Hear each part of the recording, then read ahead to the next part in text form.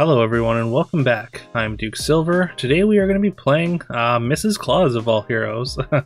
Like I said before, the reason we've been seeing these sort of off-the-wall heroes is thanks to Kiviol's community challenge, which is the all-hero challenge, which is to try and get a crown with every hero in a specific month. And I've been trying to finish that for April, even though I started roughly halfway through. But we've been making pretty good progress, and yeah. It's been a lot of fun anyways. But yeah, we start off our Mrs. Claus game without any good characters in our first or second shop, as we did lock a Shrink Ray there with a chicken, allowing us to get the win on our second, as well as a Poly Slay, which is fantastic for us here. Getting a Lucky on 2.2 is going to give us a decent amount of econ, and it's not even that embarrassing of a unit on 2.2 compared to some other spots you might get it. We win one against Sadrak here as well. After picking up a Sure Shot plus a Lonely Prince, so we definitely improved our amount of good characters with that shop. And because of this lucky econ, we can take a doubly here. It's not particularly exciting, but we can take it. And also we get the pair of luckies here, which we are going to take. I think we're going to cast the spell. I think it's just going to go onto the Sure Shot. I mean, getting it to a 4-3, like, that's a relevant addition of stats there. And we're going to lock the Sleeping Princess with the Mix-a-Wizzle there. We're just going to do a quick reposition of the board at the end of the turn there. Yeah, we decided to support the doubly instead, hoping that the the extra power might matter. It doesn't, because we do get attacked into by a ranged character. But yeah, we do minimize damage for the most part. We don't get our magic research stat permanently here, which is a little unfortunate, but yeah, again, we don't take too much damage, which is really the important thing.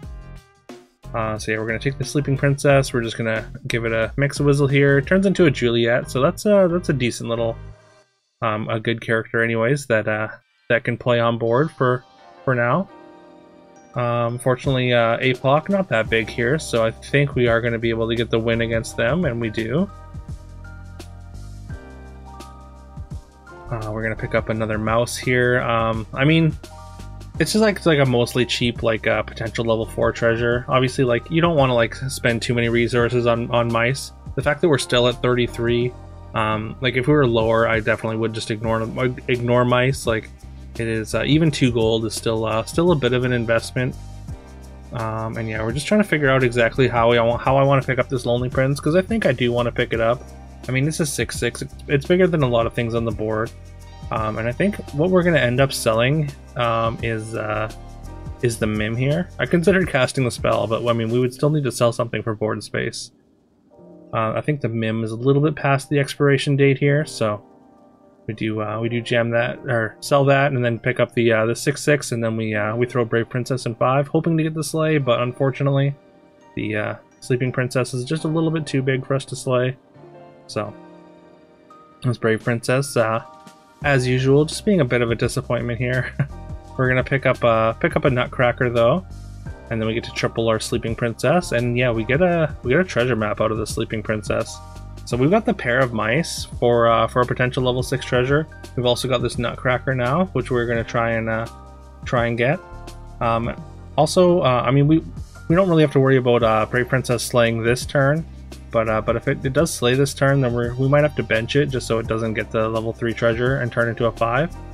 We used to feed the Kraken just to get a couple more rolls. We just want to take a couple looks for the third mouse here. The third mouse is going to be our cheapest and probably easiest avenue to this to a level 6 treasure here. Unfortunately, yeah, we do take a big chunk of damage from some golden units on that tiger there. Combat just doesn't quite work out in our favor there, and we do find the mouse immediately though, so that's great. And yeah, we get a level 6 treasure selection. They were a little bit awkward. I kind of picked it a little bit fast there, but we do go with Wand. I think it's the only thing that we can really get value out of here. So, the Mimic doesn't do anything, and I believe the other one was 9th book, so that just doesn't really help us. We're gonna double cast this Falling Stars. I mean, I would like to cast something with a little bit more value, but unfortunately, this is kind of what we get here. There's, I mean, it's going to help us get progress on our Nutcracker anyways, hopefully. And speaking of progress on our Nutcracker, there's a Noble Steed. I was going to jam this big book of spells just because we have the wand, so finding higher impact spells is like really, really good. But with the Nutcracker as well as the Brave Princess here, I think we just go for the Noble Steed. Also, with the wand, we should be able to get a Lancelot or a Hercules to finish their quest a little bit easier than average with the wand, anyways. But we did lock the Masquerade Ball there, and we just cycled the 2 out. And unfortunately, we did get another 4, so we get a shop with 3 6s here.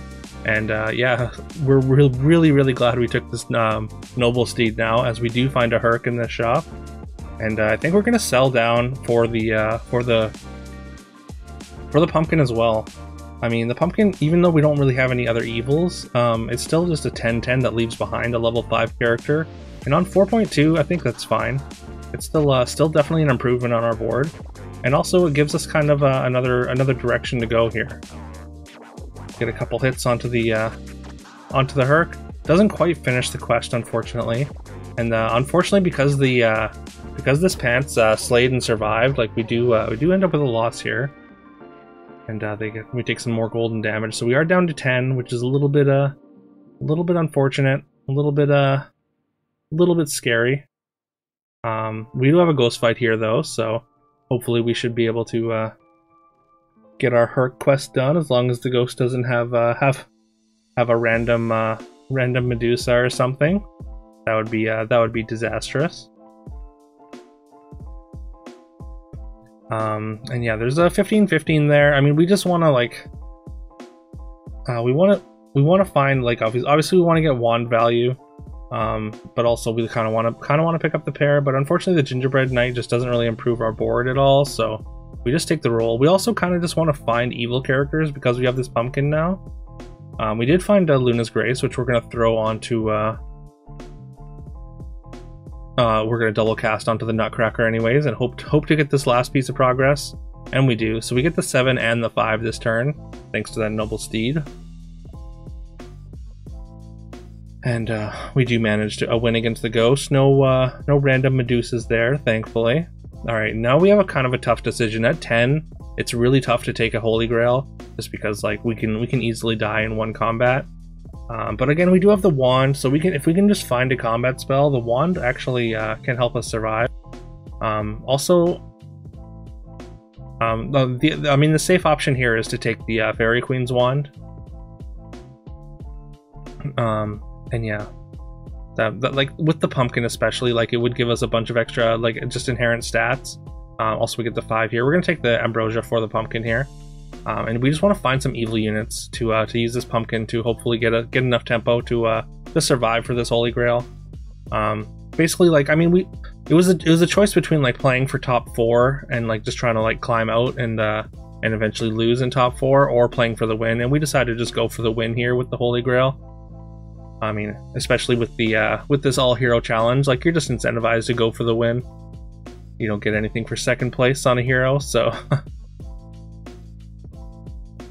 Alright, pretty big sure shot over there, but fortunately our pumpkin does get to pop it. We get a golden Monster Book, Medusa, and Apple Tree, and the Monster Book makes sure to clean up the rest of the board there at the end, so we get a pretty decisive win after that. And yeah, now with this Holy Grail, we do need to find XP, and we do find the end. We're just going to gain a quick 10 health with the double cast to the end here on the Siren.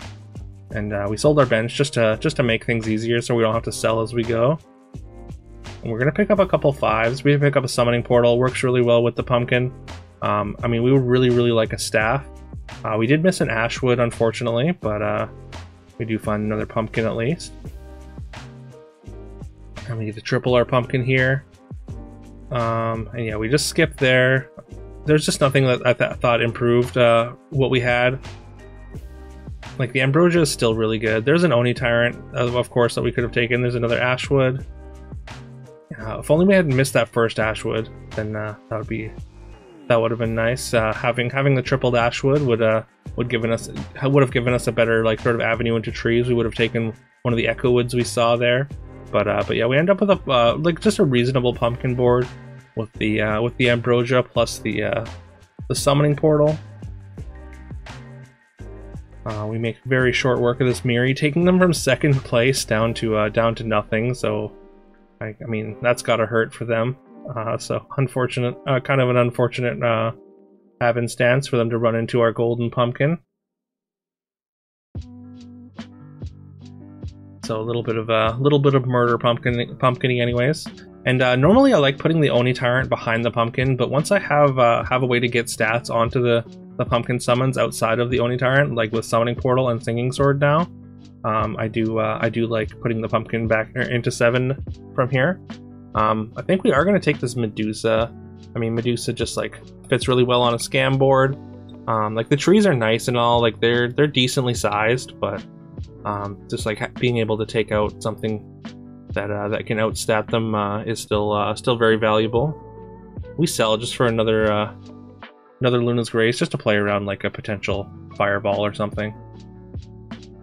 And yeah, this is a very large board from Burning here. By the way, Burning, #1 ladder player right now. I believe they're at like 7,600 rating or something like that. And yeah, they found a ton of trees, and unfortunately for them, we do pop out a bunch of apple trees to scam their Echo Wood and knock them out there. So yeah, again, pumpkin kind of doing work there, and yeah, unfortunate run out for the opponent. You'll see. I don't know, you might not see, but we might have cut that part. But Burning did pop into chat just to say, just to remark on how unfortunate that that pumpkin was for them. Which I mean, we can't deny. That was definitely a great bunch of summons for us there. The Echo was going to be very large. I don't know that we would have been able to take it down. I don't think we want to triple this Medusa. Like, there's no level 4 treasures we want, of course. Like, and I don't think we're gonna be in a spot where we want to just like try and pick up a whole bunch of Medusas. All right, we find an Echo Wood, or sorry, not an Echo Wood, a Knighthood that has 1 spell cost reduction here. I think we want to cast it, and I'm thinking I want to cast it onto the Ashwood. And we'd probably sell Herc plus the other Ashwood, and then that would just basically enhance the size of our front line. The difference between a golden Ashwood and a regular Ashwood is like very, very large. So this would be a huge power spike for Burnbeard and Ashwood themselves. Also turns the apple tree into a better attacker, which can be relevant. Alright, Pumpkin takes a lightning bolt there and gets popped a little bit early, but at least it's not our golden pumpkin getting scammed. But the golden Empress P also a little bit concerning. We knock out we scam a couple of units there, but there's a ton of toughness onto that Lady of the Lake. Cupid did an alright job of taking down the familiar, and we do win a 50-50 at the end there to take them down. So we get very fortunate, but we do not eliminate them. The third player that was in our top 3 here did lose to Burning's Ghost, and makes sense because again, Burning's board was very, very large. So yeah, again, we were fortunate to knock them out there. Once again, we're offered the Medusa triple, and once again, we are going to pass up on it. There's Oni Tyrant triple, which I think we're gonna take. I mean, there's still like we would still take a Mimic here, and like Pandora's Box is still available as we've seen right there. There's also Phoenix Feather. I don't think this is a Phoenix Feather spot though. We're gonna take the Pandora's Box. We're at 20. I think we're relatively favored in these combats. Like we should be able to scam, although we do get one of our pumpkins Pigomorphed. Again, once again, at least it's not our biggest Pigomorph, our biggest bigger golden pumpkin anyhow. We're going to be able to attack with this Medusa at least. It's unfortunate to summon the apple tree where the pumpkin is though, just because it's such a bad attacker, and usually it's behind a bunch of blockers. So yeah, we got Black Prism out of our Pandora's Box, which is definitely not ideal, and we do tie that fight somehow. Which is, I mean, ideal for the opponent, of course, but Yeah, we just need one good fight, just one good fight to scam them, and then we take down the lobby here. But we probably need to find something to enhance our board a little bit more. Like another pumpkin would be really nice. A pigomorph would be fantastic. And like maybe getting out a wand was was incorrect earlier. Although like I think portal plus singing sword are better pumpkin treasures. But the fact that we can't like double a pigomorph now is can be an issue, especially when we just need to win one fight. Also, this opponent has assembled or has found an Excalibur, so we need to make something happen relatively quickly, because with Excalibur they are going to just keep continuing to get bigger. And yeah, if we can't end up beating them here, then that is unfortunate. And yeah, we come up just short of being able to take them out with the pumpkin summons there, as they do get another draw here. But yeah, again, that Excalibur is definitely going to become a problem if we can't seal the deal here. All right, we put the double Medusa up front now, and then we bring in the Oni Tyrant over the Burnbeard. I mean, I think just having if we can scam 2 units on the front row, then that can go a long way to helping us get the win. Also considering the Doom Breath here, but I think they had a pretty big backline, so the Doom Breath I don't think is necessarily the play here. So we just end up rolling past it. We're gonna cast a Smite and hope that it hits one of their very few vulnerable targets. It does not, but they had 2 pumpkins. They have 2 golden pumpkins plus a golden Oni Tyrant now, thanks to that Excalibur. So they are rivaling us as far as pumpkin boards go. Also, the Scion of the Storm is just very, very large, and like one way to beat pumpkin is just have a couple very large units. And if they just fail to scam the units, then the summons generally just kind of bounce off of a large character and end up not doing much. They pop out a couple of Southern Sirens here, and thanks to those Oni stats, they do get the steal on our resummoned monster book, and then they steal our double steal our Neon as well. Fortunately, the monster book does yield some very good spells that actually mitigate damage really, really well, but we do end up losing that. So we're kind of on the losing end now. Like opponent was tying, and then yeah, they've started to tip the scale here. So we need to make something happen, and we've got Summoning Portal. We're gonna go for it with the Black Prism. We're gonna crock the board here and just go for a huge Summoning Portal turn. The animation is a little bit awkward, just because like I hesitated for just a moment, and hopefully it won't end up being the death of us. And I swapped out the Black Prism for a Phoenix Feather there, and yeah, we do have time to buy a couple characters. And I did this specifically because we had the Medusa in the shop as well, because then I could just buy another Medusa. And now we've got a couple more Medusas hidden somewhere in these crocs. I did make sure to pay attention to where the golden pumpkin went, and it is in the position 7 unupgraded croc. Unfortunately, our Medusas spawn before the attack order, so they're just kind of on the front line with some stats. And like this Burnbeard and the Ashwood are really bad summons, but I mean they're still summons, and they're still we're still like increasing our summoning portal stats with each of these summons. We do manage one Medusa attack from our pumpkin, which is great. I believe it was from the pumpkin, anyways. And yeah, then we steal a Chupacabra at the end there, and yeah, just all these summoning portal stats just add up and add up and add up. Even though we didn't get some like perfect attacks, it was still just enough stats to overwhelm their pumpkins that didn't have summoning portal. So yeah, this was wild. And also you can see Twitch chat it says hi. I said at the end of this video that this was their chance to say hello to YouTube, so they'll say hi to Twitch chat, and also listen to Carol when she said just a second ago that this one deserves a big like and subscribe, a big fat like and subscribe. So yeah, let me know if you enjoyed this. Please leave a like, comment, subscribe, as Carol said. Do all that fun stuff that helps the algorithm. I would very, very much appreciate it. I know this was a longer video, but this was a wild one for sure, and on Mrs. Claus of all heroes. So I don't know, kind of fun that it's such a basic hero with such a complex Kind of interesting comp. And by the way, I will be doing a 12-hour stream on Wednesday, and that'll be in celebration of hitting 25 subscribers on Twitch. So what I've decided to do is for every increment of 25 subscribers that I get on Twitch, I'm gonna try and squeeze in a 12-hour or gonna do a 12-hour stream during that month. So we're actually over 40 right now. We're actually close to 50. We're close to a second 12-hour stream.